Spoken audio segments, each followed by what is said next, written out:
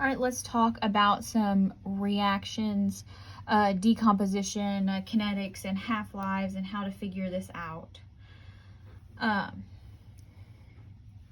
Here we're given an amount of substance. We're allowing it to decompose for a certain period of time, and we're given the portion that's remaining, and it asks us to find the half-life of the reaction. It tells us it's first order, so what we could do is we could use an integrated rate law and find K. So we could definitely do that. So we could say natural log of A at time t equals negative KT minus plus natural log of starting amount. So we could do that. Or we can do this the way I teach the introduction students. We take, what does a half-life mean? Half of it decomposes. What's half of 1.6? 0.8. So that's one half-life. After two half-lives, 0.4. All right, so two half-lives equals 38 minutes. So half-life here, 19 minutes. Excuse me. Or we could do it this way. Here. So natural log, let's see if we get the same answer. At time t would be 0.4. Negative K times 38 minutes plus natural log of 1.6.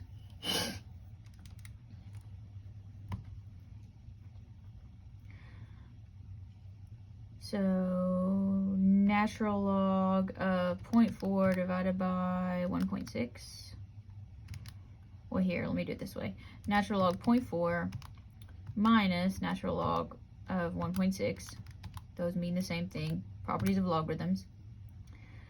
Divided by negative 38. 0.0364.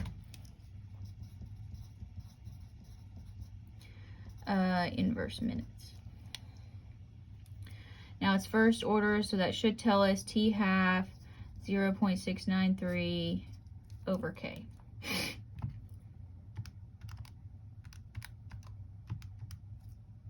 Look, 19 minutes.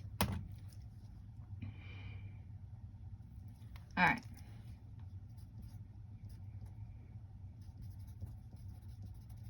So there I showed you both ways.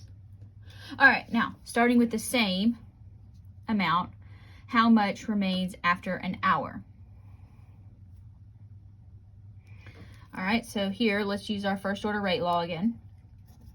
Natural log of A at an hour equals negative KT plus natural log of our starting amount.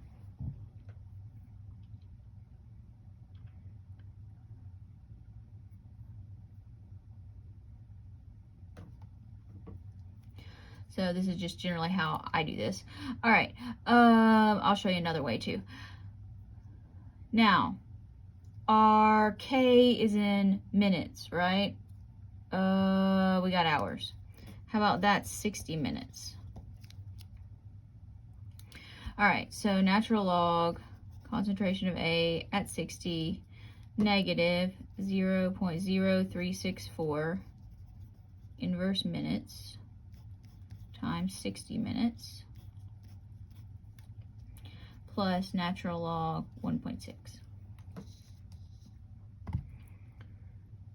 Negative 0.03 times 60 plus natural log 1.6. All right, so that gets natural log of A at 60 equals negative 1.714. So concentration of A, or the amount, is going to be E to the negative 1.714 So let's take e to that answer. 0.180. And we need to make sure to put the units back on.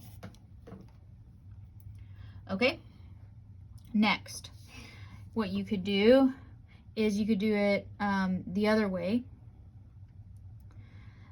which is you could use a sub t equals a sub 0 negative kt.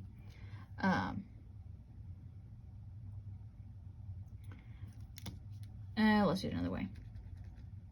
We could say, well, 60 minutes divided by 19 minutes. See how many half-lives that is. 3.16. 3.16 half-lives. So what if we did this many half-lives? And we just put 1.6 grams in there for what we're starting with. So 0.5 to that power times 1.6. Look at that. You get the same answer. That's kind of using the half-life principles. That's not the way that I tend to work these problems. I tend to like, the less I have to memorize and remember, the better. This is always going to be given. That I have to kind of remember, and it's weird.